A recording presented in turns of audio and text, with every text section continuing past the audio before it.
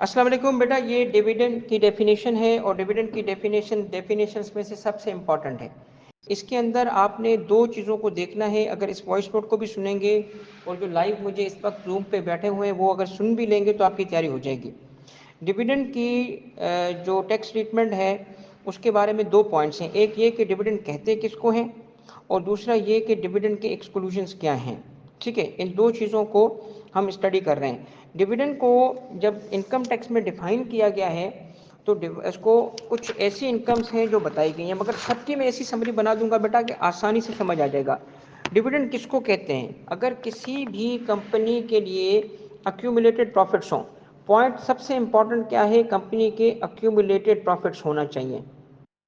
ठीक है, accumulated profits हों तो वेरियस टाइमिंग्स, अब आप देखिए जो इसके अंदर वेरियस केसेस है ना, क्या लिखें कि अगर किसी कंपनी के नॉर्मल केस क्या है, जब वो कैश डिविडेंड देती है। पहला पॉइंट क्या है, कैश डिविडेंड। अब आप देखिए क्या है लिखा है, एनी, ये डेफिनेशन में पढ़ रहा हूँ मास्टरशीट नंबर 14 में डिविडेंड की डेफिनेशन है, राइट साइड पे लिखी हुई है, बहुत आसानी से समझ आ जाएगी। इसमें पहली एंट्री पढ़ रहा हूँ, लिखा है dividend includes any distribution of accumulated profits. ये आ गया अक्यूमुलेटेड प्रॉफिट्स जो मैंने अभी लिखा है आपके सामने, इसको क्या करना है, डिस्ट्रीब्यूट करेंगे, कैश डिविडेंड कहलाएगा। वेदर कैपिटलाइज और not by the company to its shareholders. अब ये कहता है किसी भी केस में अगर आपने अपने प्रॉफिट्स को, अक्यूमुलेटेड प्रॉफिट्स को डिस्ट्रीब्यूट कर दिया तो आपका वो डिविडेंड कहलाएगा।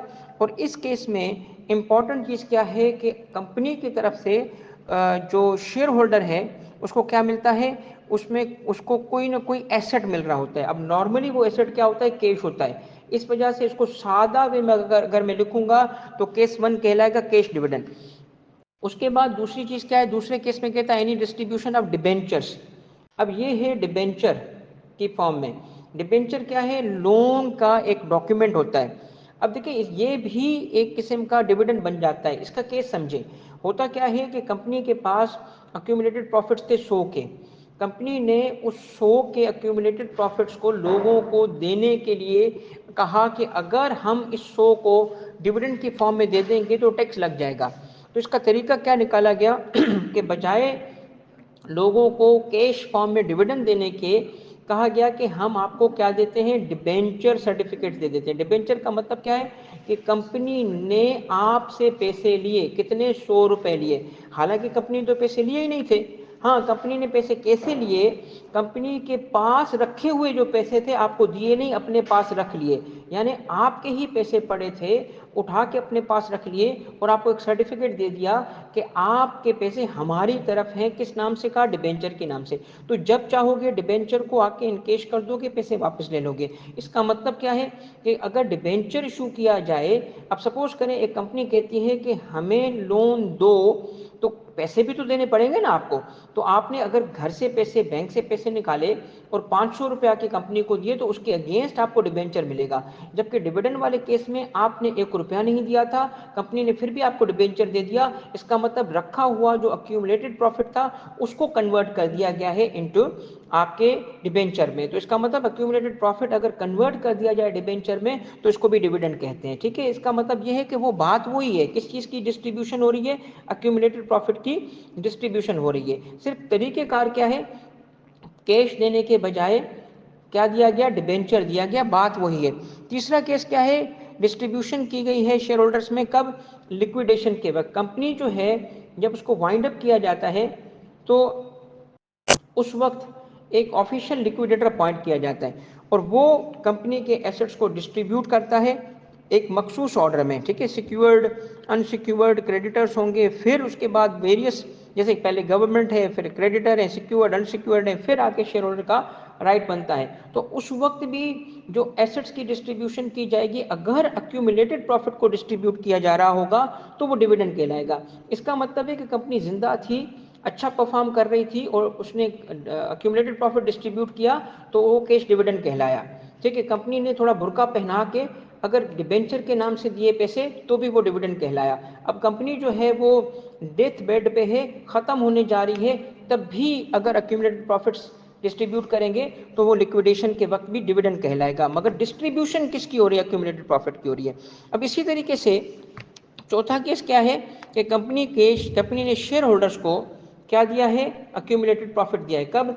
रिडक्शन ऑफ शेयर कैपिटल के वक्त। अब ये रिडक्शन का क्या है, ये इंशाल्लाह आप जब कंपनी लॉ अभी अगली दफ़ा पढ़ोगे मेरे से तो आपको ये बहुत तफसील में समझाऊंगा। मगर रिडक्शन ऑफ शेयर कैपिटल क्या है कि अगर कंपनी ने लेट सपोज शेयर्स इशू किए थे 1 लाख और उसके अगेंस्ट उसको डिविडेंड देना पड़ता है। अब कंपनी इस 1 लाख इशूड शेयर कैपिटल को रिड्यूस करना चाहती है कि 1 लाख के बजाय वो अपना शेयर कैपिटल इशूड सब्सक्राइब और पेड अप कैपिटल रखे 50,000।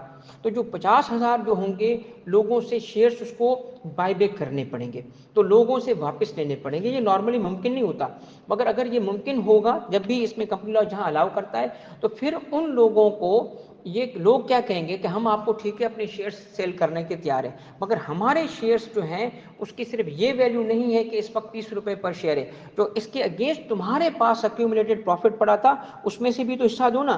तो अगर रिडक्शन इन शेयर कैपिटल करते वक्त भी अक्यूमुलेटेड प्रॉफिट में से हिस्सा दिया जाएगा, वो भी डिविडेंड है।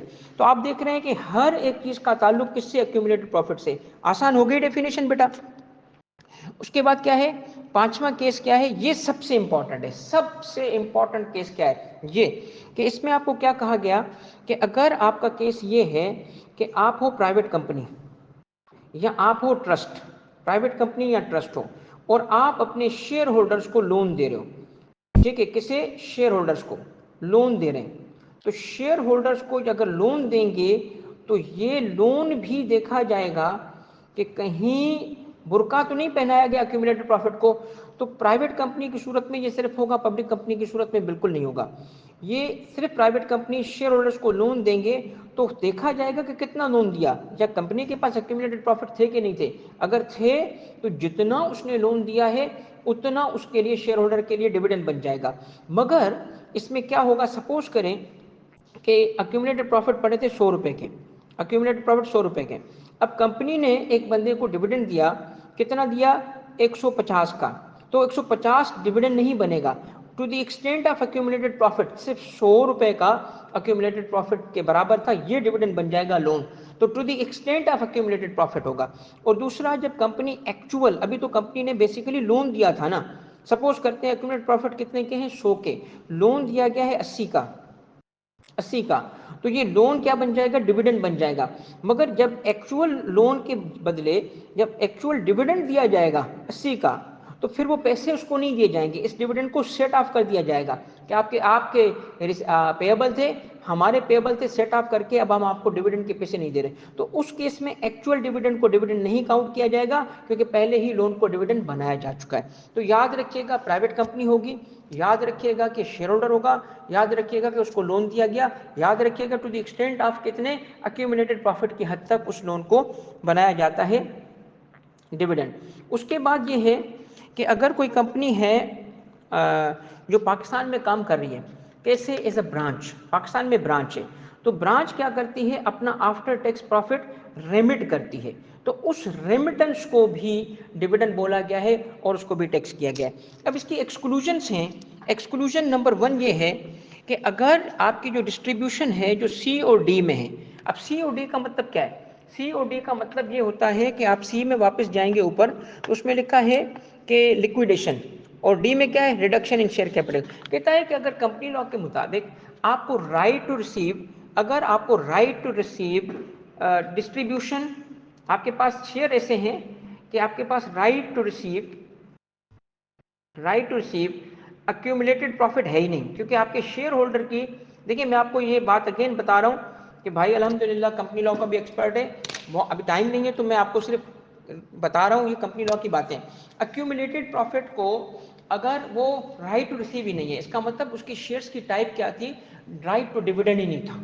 जब आपके पास राइट टू डिविडेंड ही नहीं है, आपको अक्यूमुलेटेड प्रॉफिट मिल ही नहीं सकता, मगर फिर भी रिडक्शन इन शेयर कैपिटल के वक्त, फिर भी वाइंडिंग अप के वक्त आपको वहां से कुछ हिस्सा मिलेगा। इसका मतलब है ये आपके पैसे से कमाए गए एसेट्स से, और उनको जब वाइंड अप किया जा रहा है तो आपको वहां से हिस्सा मिल रहा है। आपको इस वजह से वो डिविडेंड नहीं हो सकता। डिविडेंड सिर्फ क्या चीज हो सकती है? याद रखना, सेंट्रल मोस्ट पॉइंट है अक्यूमुलेटेड प्रॉफिट्स, ठीक है।